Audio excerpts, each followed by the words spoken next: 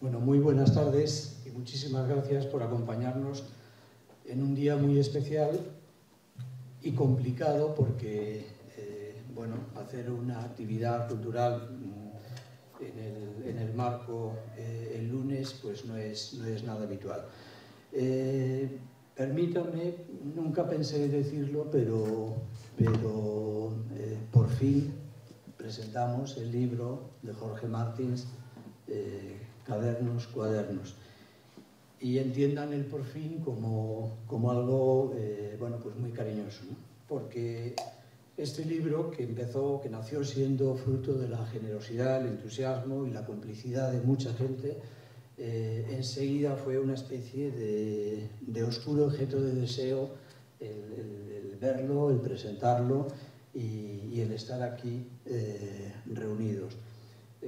Justo el libro se terminó, se imprimió en el arranque de la pandemia, con lo cual cuando estuvimos a punto de presentarlo siempre venía otra ola.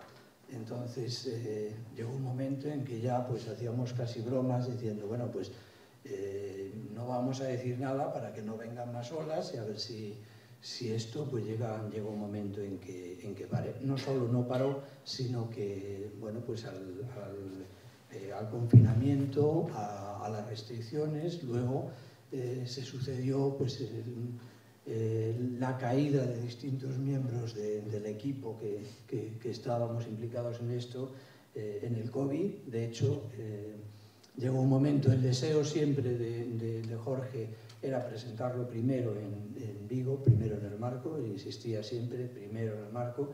Llegó un momento en que ya, bueno, pues como venía pues una época, vamos, unas fechas de ferias y de mucha actividad cultural, artística en Lisboa, le dijimos, hombre, pues lo presentamos primero en Lisboa. En Lisboa se anunció, no se pudo presentar porque precisamente una parte esencial, fundamentalísima del equipo en esa fecha pues tenía COVID, ¿no? Permítanme empezar por unos recuerdos y unos agradecimientos. En primer lugar, lógicamente hay un nombre ante todos, que es el de Jorge Martins. Bueno, la elegancia de Jorge Martins, incluso minimizando lo que ha sido una tras otra pruebas de una generosidad extrema ante todos los que hemos estado de una manera u otra implicados en este proyecto, para mí es, bueno, yo no lo conocía y he conocido casos de mucha y de muy grande generosidad. Con él, en Martins, casi siempre las cosas van en pareja, siempre hay como una fuerza por un lado y una fuerza paralela por otro, ¿no? Pues con el nombre de Jorge Martins, tengo que decir, me apetece muchísimo decirlo, e incluso me miro a ver al corazón al decirlo, María de Grasa Carmona y Costa. María de Grasa Carmona y Costa es uno de esos personajes a los que todos quisiéramos, yo propondría la clonación directamente. Es decir, es una persona imprescindible a la hora de los apoyos a la cultura en Portugal, al arte contemporáneo en Portugal, a los artistas en Portugal y también fuera. Es decir, es una de esas personas en Europa que marcan una manera de hacer silenciosa, siempre en segundo plano y siempre recibiendo bueno, pues los proyectos con un entusiasmo que yo aquí quiero lógicamente recordarla. No ha podido venir porque tuvo el COVID cuando íbamos a presentar en Bilbao, en Lisboa, y ahora pues le parecía el viaje como muy próximo, ¿no? Entonces, junto a ellas, junto a estas dos personas, hay un equipo excelente, de los cuales, bueno, pues simplemente por nombrar y por intentar no olvidarme de nadie, pues Joana Bayano, Manuel Rosa, Óscar Alonso Molina, José Gil, Pilar Souto, Patricia Verdial. Es decir, es un poco ese equipo que va, como se dice en Portugal, todo muy engrasado, todo funciona de una manera muy natural, y parece que todos en los que en un momento dado pensamos para que se incorporasen en un proyecto, al final parecía que todos habían nacido para hacer esa función. Bien, el origen de la publicación lo puedo contar, es muy sencillo. Cuando yo llego al Marco, lógicamente esbozo y razono un proyecto, y de inmediato empiezo a pensar en nombres con los que se puede trabajar para que ese proyecto vaya adelante, ¿no? El de Martins es uno de los que estaba en esa primera lista. Es un artista indispensable, para mí por lo menos, para contar lo ocurrido en el arte europeo en los últimos 60 años, y tenía la ventaja de que a una obra mal conocida, porque voluntariamente él estaba al margen sobre todo de los cenáculos, de los círculos en los que se cuecen los atajos en este mundo del arte, que es un mundo complicado, difícil y desde luego que es una carrera de fondo, y una carrera sobre todo en la que hay mucho silencioso que por desgracia termina pareciendo que queda orillado y queda al margen. Bueno, pues Martins daba ese perfil. Justo pues como unos meses antes de mi llegada al Marco, se había realizado una exposición de los dibujos de Martins en el MEIAC, en el Museo de Arte Contemporáneo de Badajoz. Se nos ocurrió que era una bonita idea, incluso también fue una cárcel,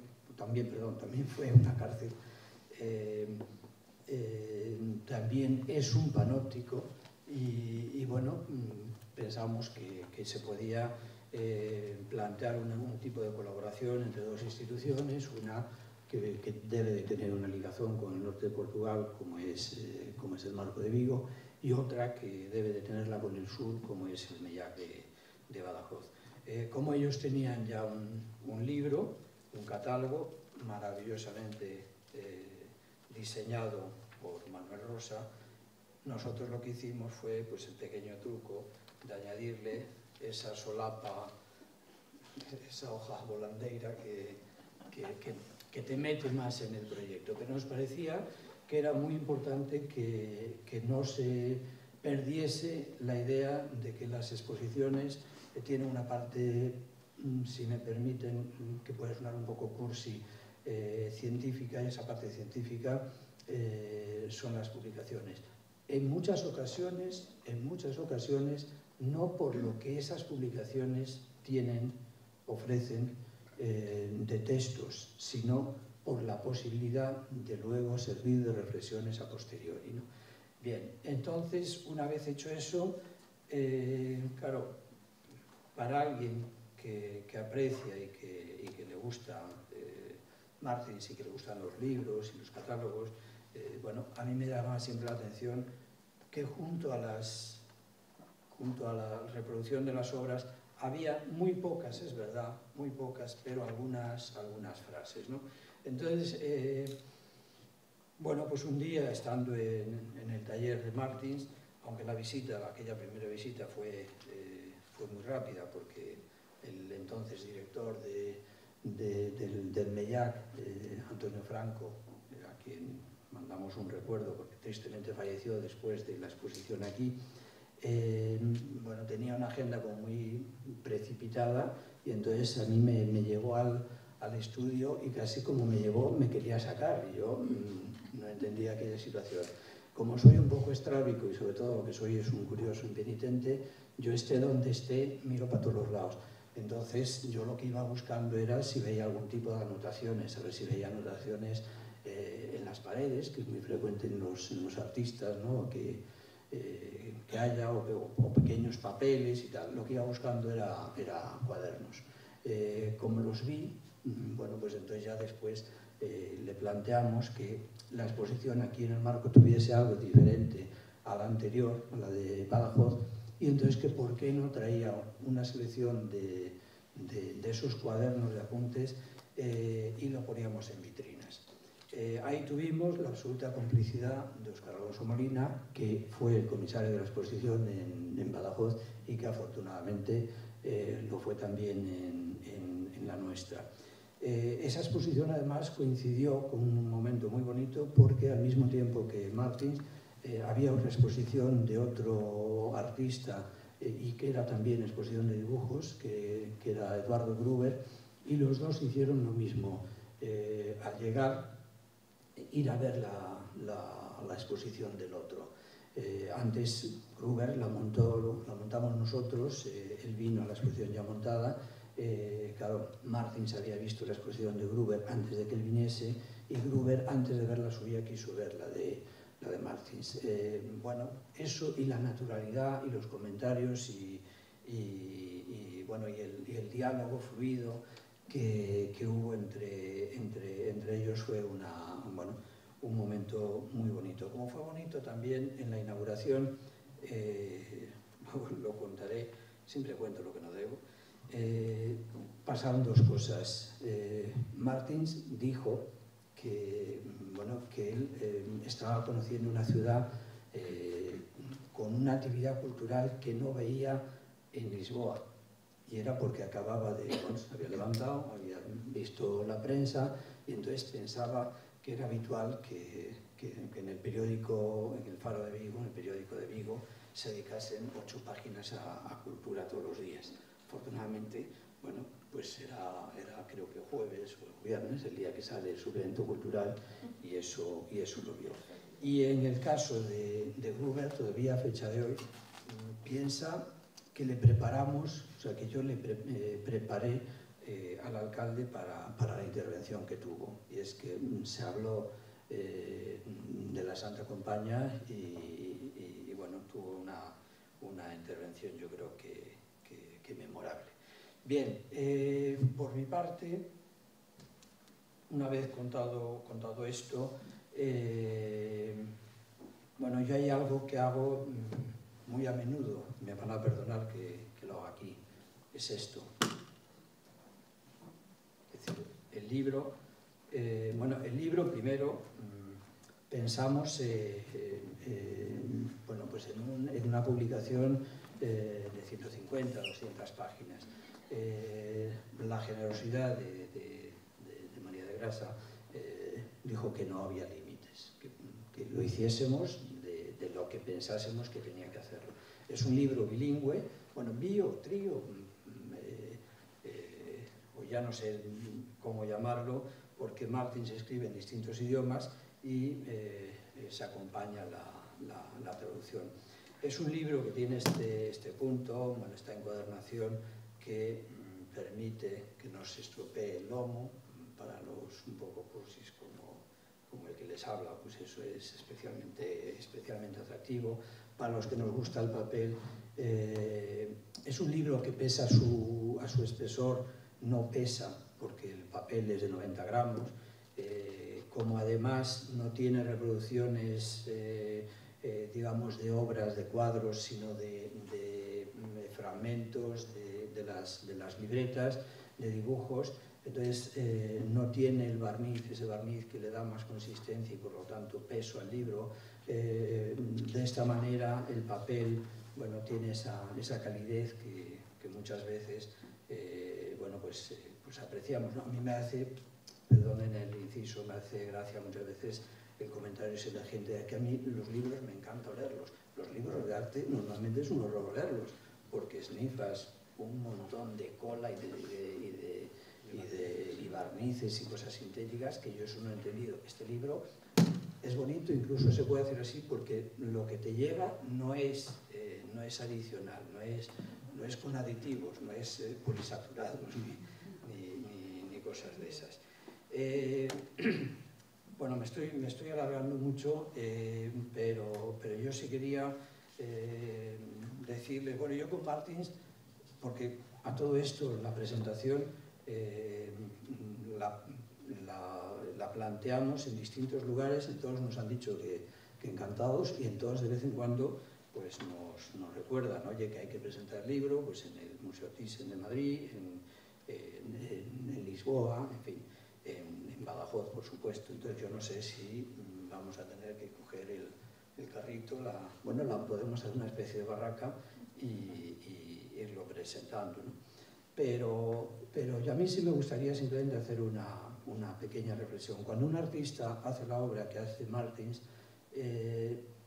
es decir, este dibujo tan, bueno, pues tan gestual, tan vitalista, a mí me resulta muy extraño que un artista que haga esto no tenga un pensamiento paralelo, es decir, no tome notas, sean donde sea. En este museo tenemos, por ejemplo, ahora una exposición de Alfredo Alcaín que se abre con unos dibujos, los dibujos de teléfono, de cuando había aquellas cosas que era un objeto, que era un teléfono, que no te movías con él, sino que estaba fijo, y entonces normalmente tenías una hoja donde ibas anotando las cosas. Bueno, pues Alfredo Alcaín hacía los dibujos sobre esos incluso 50, 70, y encima le daba un sentido a todas las anotaciones que tenían allí, ¿no? Entonces, cuando alguien hace una obra así, suele haber, o sea, es rarísimo que no haya un pensamiento detrás. Y en el caso de Martins, bueno, pues así ha sido.